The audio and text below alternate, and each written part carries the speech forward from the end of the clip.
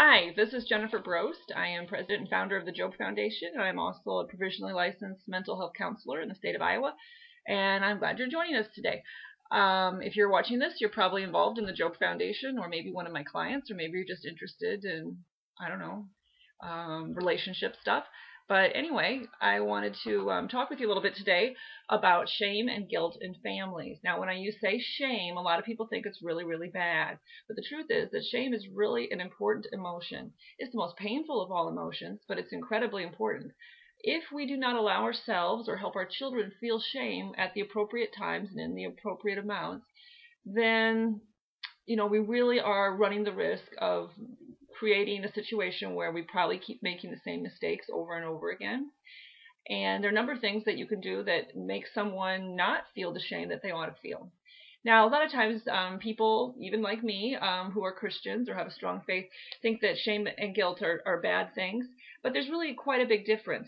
I've got my very old-fashioned dictionary here, and I'm going to read to you the definitions of these are two different things, shame and guilt. I'm going to use them as I talk through the rest of this talk kind of interchangeably, but they really are different.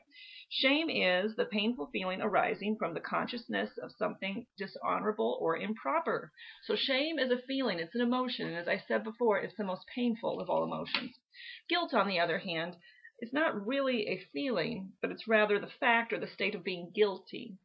And of course, if you're guilty, then you deserve a punishment. And that's why sometimes people of faith, especially Christians, who talk a lot about being forgiven and not having to bear the weight of the guilt, because after all, they're not guilty if Christ has set them free and paid the price and the penalty for their sins. So that doesn't mean, however, that we want to run away from our feelings of shame. Your child's ability to feel shame and guilt are key to their ability to grow, learn, and change. And yet, like I said, it's the most painful of all feelings. And they're so painful that many times in families, shame and guilt are misused. I'm going to give you four different ways in which shame can be used. And one is that shame may be ignored. Parents may ignore their own feelings of guilt and shame and thereby teach their children to do the same. And how that would look is parents would be very unaware of the fact that they feel shame. If a person has been excessively shamed in their life, or if they have never been taught to pay attention to shame, for instance, maybe a parent or some guardian overlooks every wrong thing they do and just says it's no big deal, or even attacks the person who dares to say that their kid has done something wrong. If either of those situations have arisen, then you may really not be aware of shame when it comes along. And so as a result, this type of person, if they're ignoring the shame, may wind up blaming a lot of other people for their problems. They may refuse to admit that they've made a mistake. And as a result, they don't grow and they don't change after they make a mistake. It's kind of like, blaming. It could be as simple as blaming someone else. Someone comes to you and says they don't like what you did. And instead of listening to it and trying to figure out if that's true or what they should do, they very quickly revolt and say, well, you did this, da-da-da-da-da. Or maybe it's at a store, where you're just sure that they're in the wrong, and because they're in the wrong, they need to be attacked.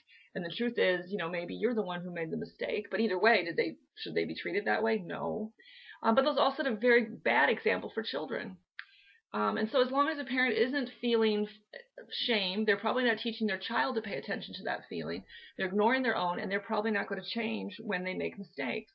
And so it's not long at all until children in the home begin to follow that as a model. And they also become unaware of their shame. They don't take responsibility for their mistakes. They begin blaming other people. They may blame the parents. And they keep repeating that same bad behavior over and over and over again. So just a little self-check.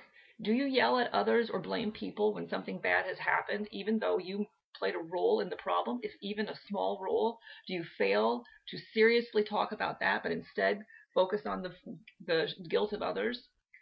And if you do make a mistake, do you admit it to your children and then change?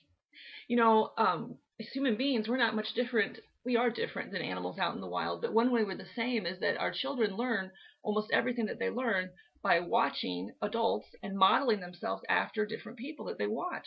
About 70% of what children do, we believe, is the result of them having watched it. And so most of the things that our children do that we don't like, we have to ask ourselves, do we do that in any way, shape, or form? And the answer is probably yes. So I want to encourage you, wherever you're at, to try to list 3 examples in which you will show your children how to correctly handle their feelings of shame.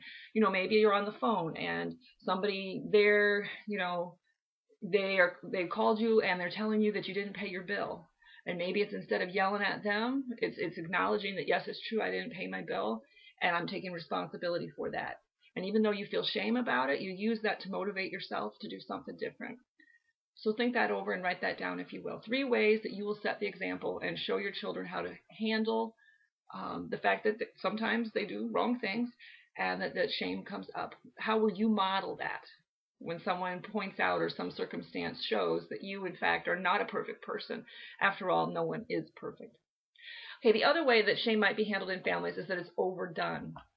Some parents will overemphasize guilt and shame and heap way too much of it on their children. Shame is a very potent antidote to misbehavior, but it must be used very, very, very sparingly in very small amounts. And after it is used, they must always be reminded that they are still lovable, that they are still good kids, that everybody makes mistakes, because it's such a painful emotion. As I said before, you have to get the dose in the right amount. Otherwise, the shame will not be felt, and nothing will change. So if you tend to overdo the shame and guilt thing, here's how it might look. You might use a lot of shame in your voice. The tone of the voice can sound shaming, and if you do that for more than a sentence or 2, you've probably used too much.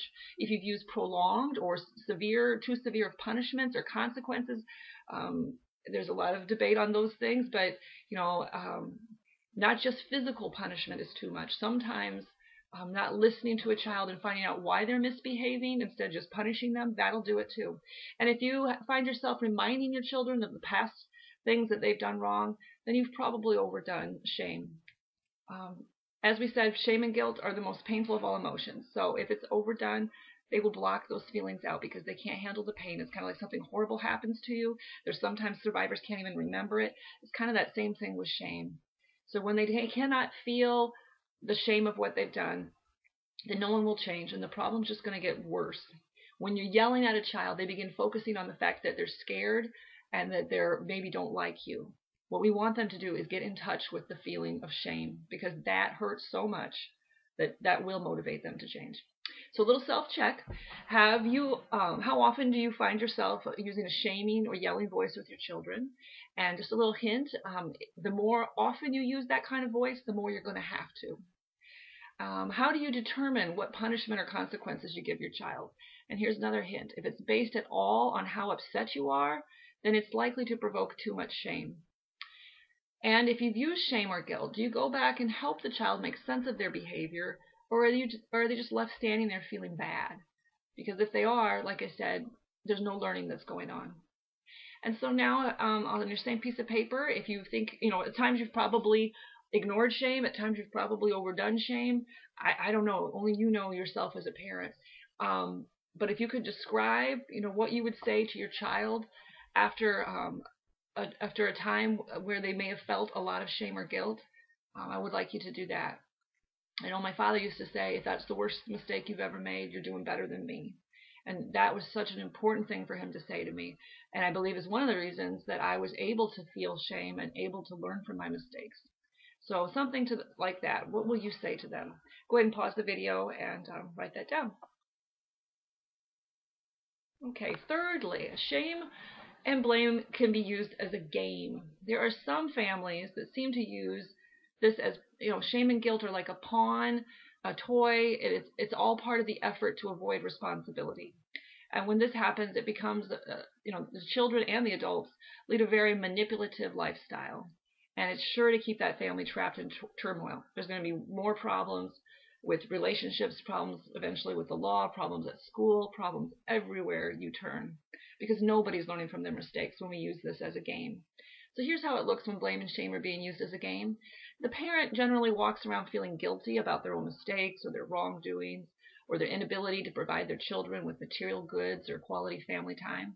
So instead of apologizing for their mistakes or doing something to really make the situation better, these parents will give their children something, like buying them something or letting them off the hook, in order to make themselves feel better about their shortcomings. So the children then are also in pain, and so they accept that gift. And again, that gift might just come in the form of a free pass.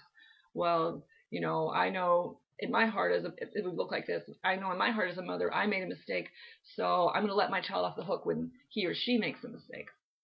And the children will accept that. They'll take the free pass. But then they also learn something very bad. This teaches children that it's okay to keep repeating the same mistake over and over again, just so long as you give the person that you let down, let them have something or let them off the hook.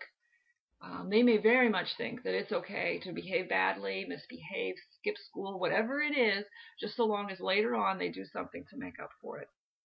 That's a terrible place to be in. And again, the point of the game is for the parents and the kids, they both like to play the game so that nobody has to really change and everybody can keep avoiding responsibility.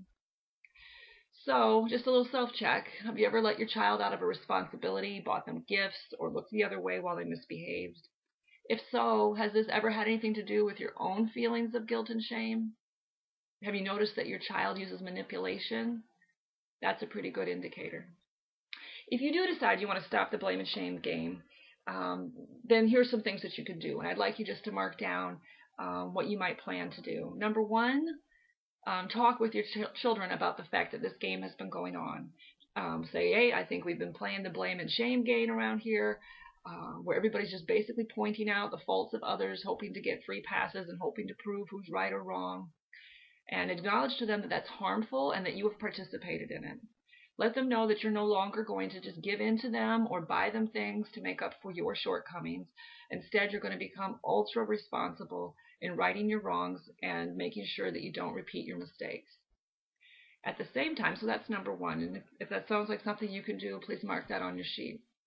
Number two, at the same time you do this, you're going to need to increase the amount of affection and emotional giving that you give to the children at all times.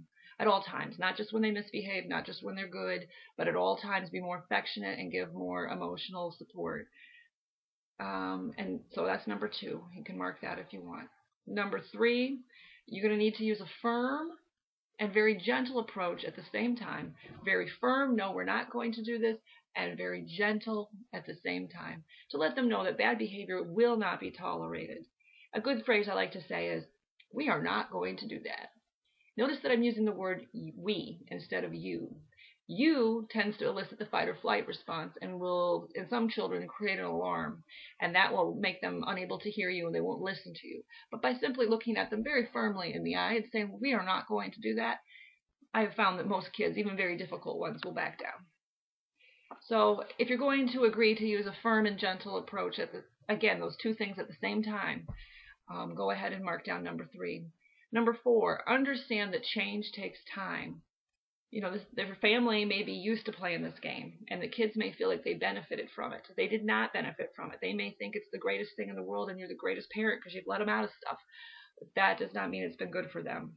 It's going to take patience on your part as you try to get this game to stop. They will try constantly to get you to change back and play the game. And again, it takes a very firm and yet loving and gentle approach, both things at the same time, both firmness and love at the same time, to get the game to stop. Finally, shame and guilt in families can be used very properly. Parents and children can allow themselves to feel guilt and shame, acknowledging that those are signals that simply mean that change and growth need to occur. They can use them to help them forgive themselves and then move forward into a brighter future. In order for this to happen, though, children really need two things. Number one, they need support and not criticism when they fail. And number two, they need an adult who shows them over and over and over and over again that if they mess up or have a problem, that issue is going to be tackled to the ground with all of the strength the adult can muster. They must absolutely set the example that there are no excuses and that success and advancement have to happen. No one is going to look the other way. Continue to misbehave, use drugs, misuse money, sleep too much, not work, blame others for their problems, etc. Those are things that the adults in the home absolutely, when it's used properly, they make sure does not happen. Nobody is perfect, but yet even today, if that's a path you want to be on for your family, all of us must motivate each other to stay on that path and make it happen more and more. Everyone in the family, when shame is used properly, will grow and change and even heal. And that's because the children especially know that they have an adult who's setting the good example in the home. So I want to say God bless you and have a great time with your kids and your family. They are a blessing. And as feelings of shame occur, as you notice within yourself that maybe you've done something you regret or you're embarrassed about, don't be so alarmed and think that you're horrible. Go ahead and let yourself feel that, because it will motivate you if you listen to it. It will really propel you into action to solve problems and to change and to grow. And if you set that example as a parent, it won't be long until your kids begin to take responsibility as well. Some of this stuff can be a little more tricky than what I've even made it sound to be, but I think that's a good start. If you have any questions, feel free to contact me. Have a great day. Bye-bye.